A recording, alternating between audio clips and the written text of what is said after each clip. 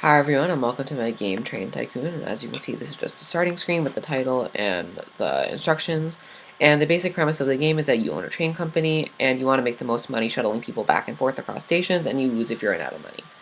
So if we press play, you can see the starting screen with 3 stations and a couple people showing up at each station. So if you want, we can connect these 2 stations like this, and then this train will shuttle people back and forth for a price. And then also, there's this river right here, and if a line that you make crosses the river, you need to use a tunnel. You have 3 of these, and you could buy more if you want. So let's say we really like this brown line and we want to extend it. You could just press extend and then H for Hazel, and then you can extend it to this station right here.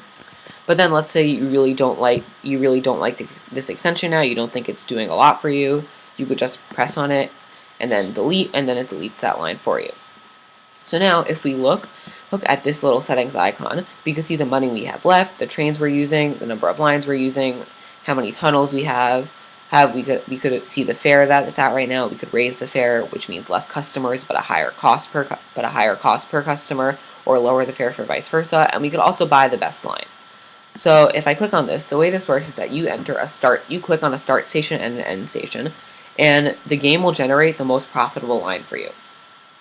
And this is done using an algorithm called Dijkstra's algorithm. And the way we're weighting each line for this algorithm is we're doing the distance between the stations minus the number of people at each station times the cost of admission. And in this way, we want to minimize the distance and maximize the number of people at the station. So, for example, if I would want to start at this station and end at this station, the game says that the most profitable line for me would just be a straight line between these 2 stations. And yeah, that's the game, and you just keep doing this indefinitely until you run out of money. So if we just delete the lines and then keep making new lines and then deleting them to just burn through money, then you can see what happens in the end screen.